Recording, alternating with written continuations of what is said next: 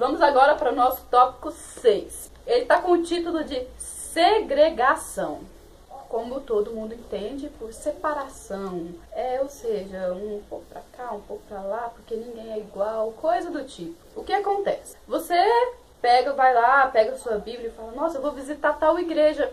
Por curiosidade, a curiosidade leva as pessoas a visitarem as igrejas.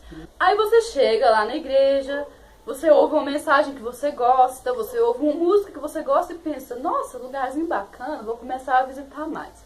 E você vai visitando, as pessoas olham pra sua cara, veem que você é de fora, veem que você é diferente, todo mundo vai. Algumas, lógico, algumas pessoas vão lá, falam, bom dia, boa noite, como você tá? Recepcionista. Recepcionista. Aí algumas pessoas, lógico, mas aí com o tempo você acaba frequentando aquela igreja, né? E você percebe que por mais que as pessoas te cumprimentam e tal, você não fez um amigo, uma pessoa com quem você pode conversar lá no final do culto um pouquinho, que pode te visitar, você pode sair junto com essa pessoa.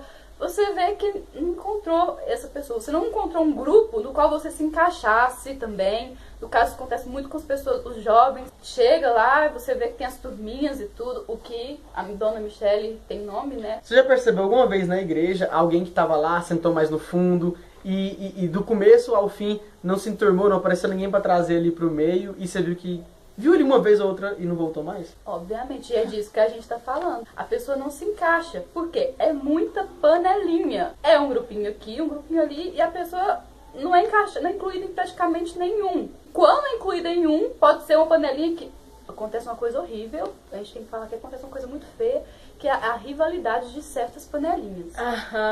Aí a pessoa vai e se conseguiu também se encaixar numa panelinha. Mas aí tem a outra panelinha que tá meio ali cutucando e fazendo os outros 3 primeiros itens, se vocês lembrarem, vocês vão saber.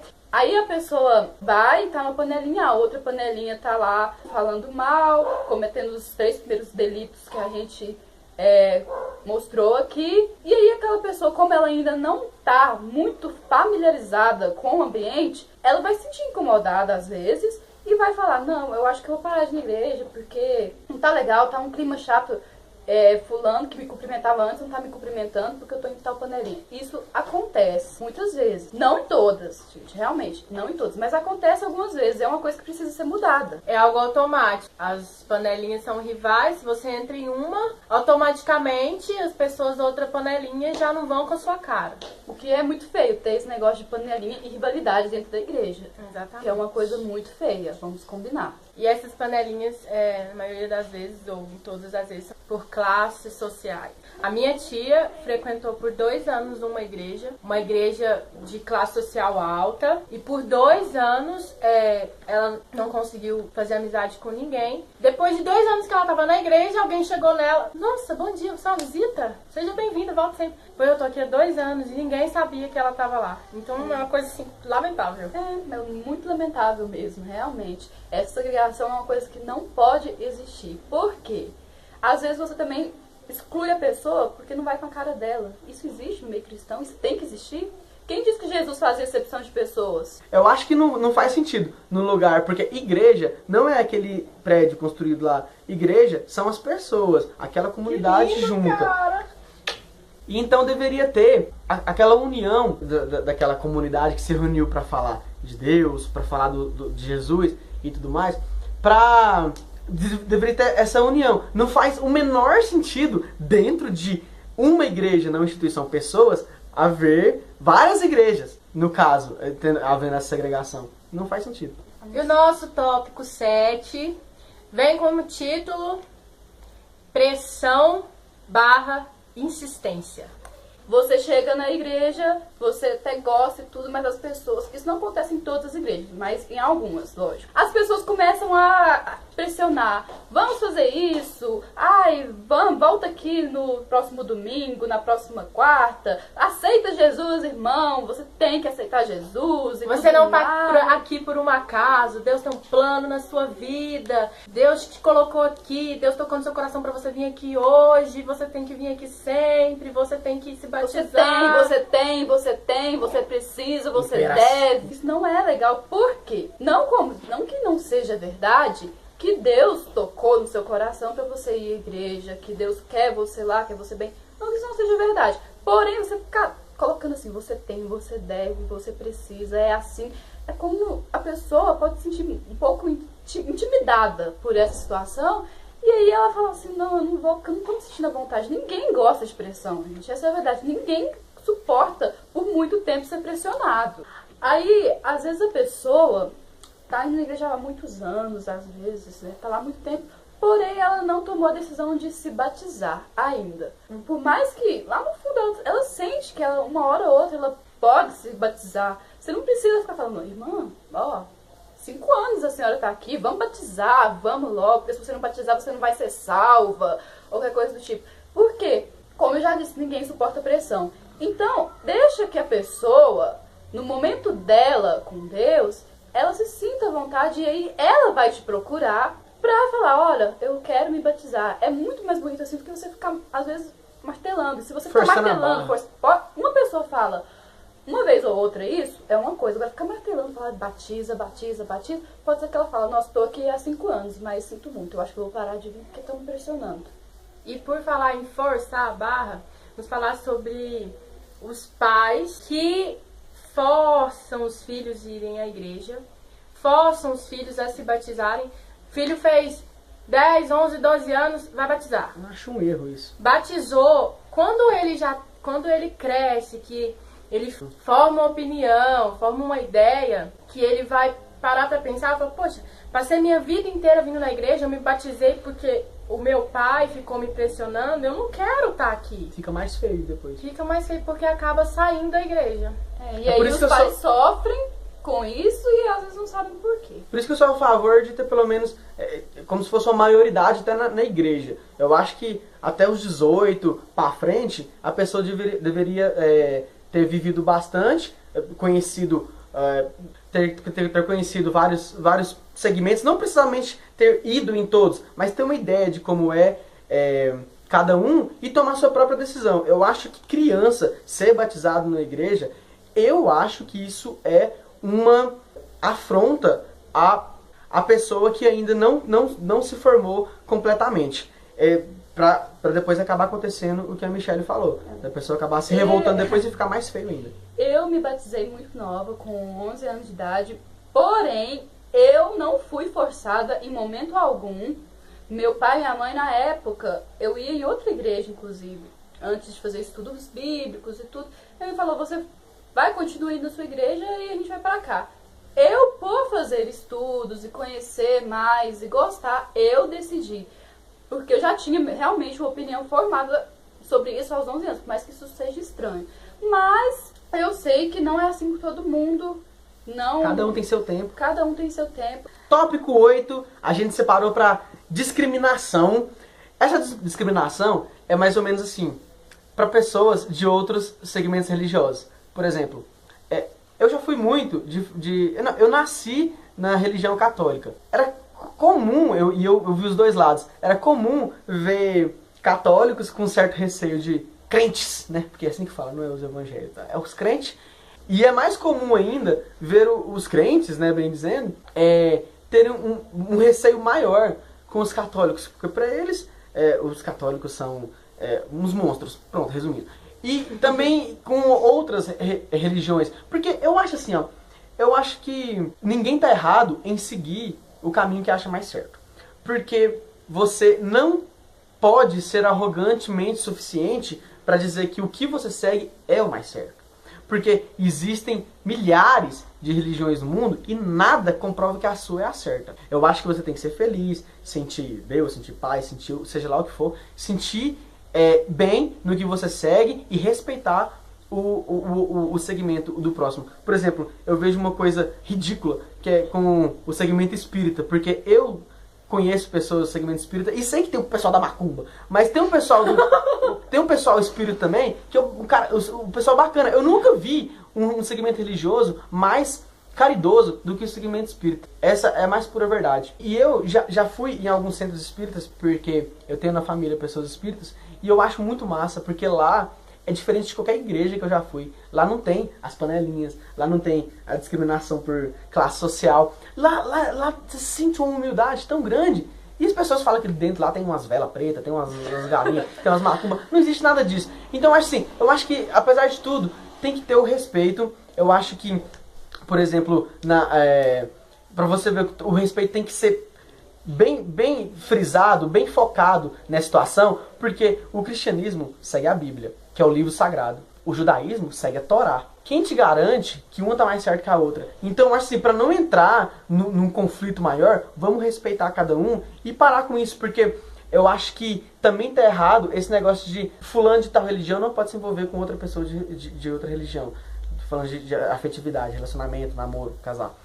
Eu acho que não faz sentido porque isso vai contra os preceitos de Jesus de amar ao próximo como a si mesmo, porque se a gente é filho do mesmo Deus, se a gente entendeu? Eu acho que não deve ter essa segregação por religiões. É igual aquele caso de certas religiões acharem que só eles vão pro céu, vão herdar a salvação. Em momento algum na Bíblia tá escrito que apenas uma religião vai pro céu, entendeu? Levando em consideração que Jesus mesmo não tinha religião. Jesus mesmo não pregou nenhuma religião. Jesus deixou uma coisa escrita, que ele é o caminho, a verdade e a vida, e deixou exemplos para ser seguido. E assim, ele não fundou catolicismo, ele não fundou protestantismo, ele não fundou espiritismo, ele deixou ensinamentos. As pessoas que foram lá e inventaram religiões. O tópico 9 a gente separou para o diabo está em tudo.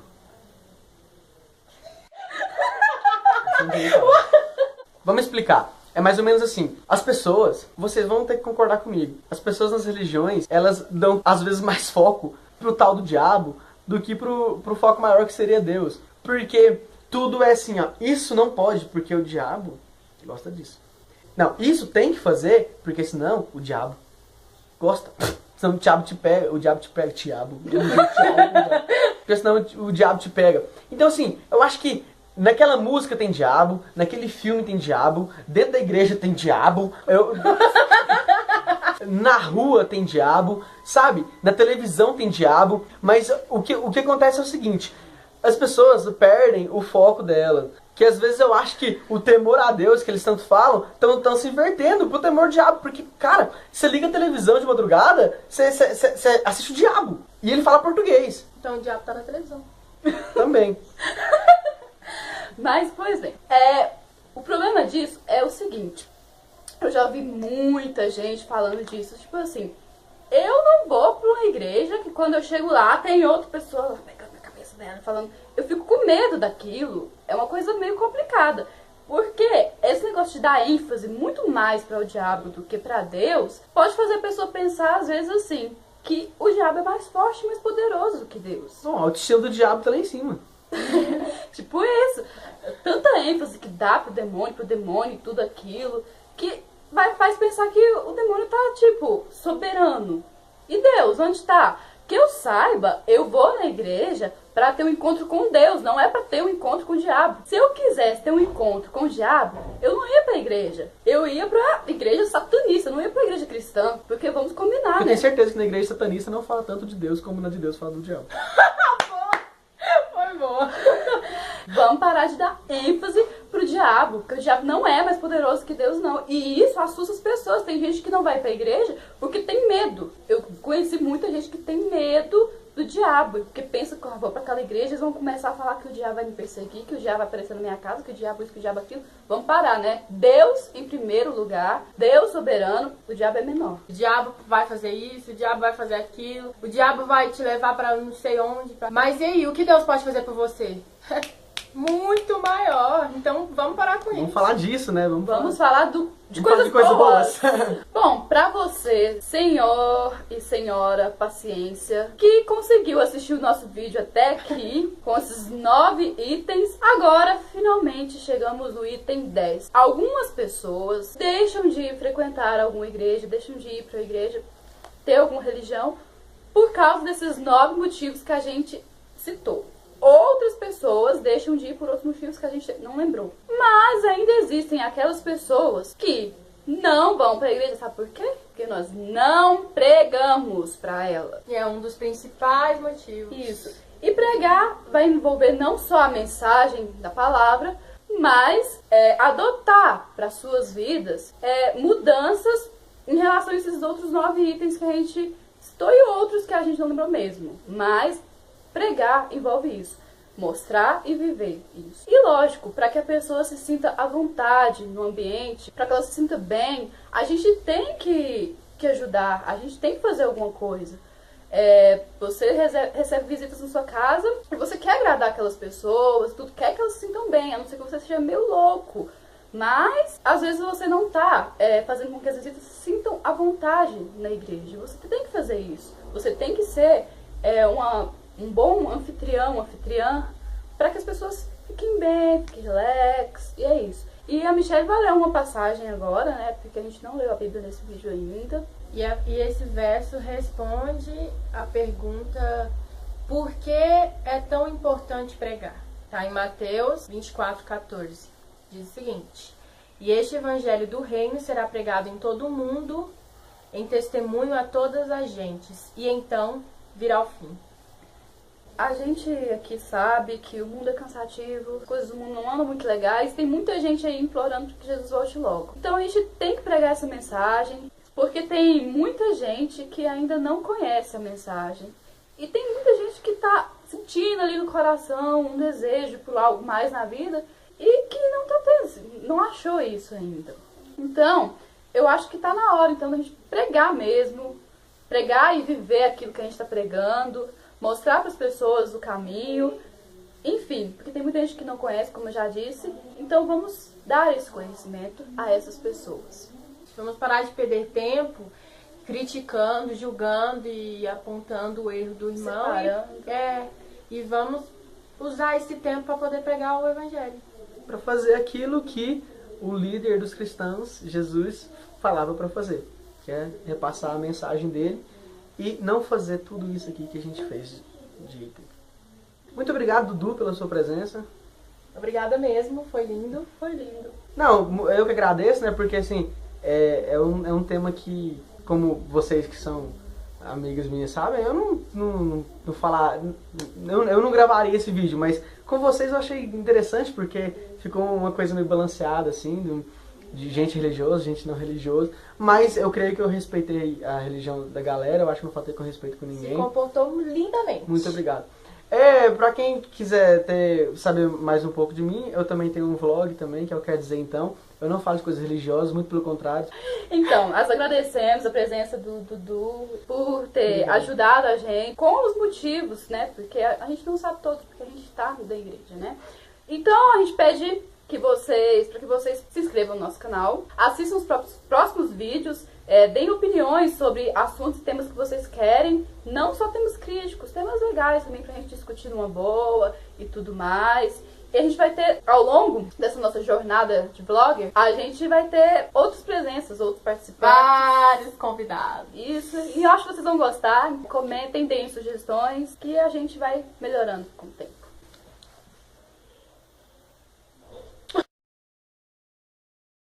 Eu vou pra trás. Juntou.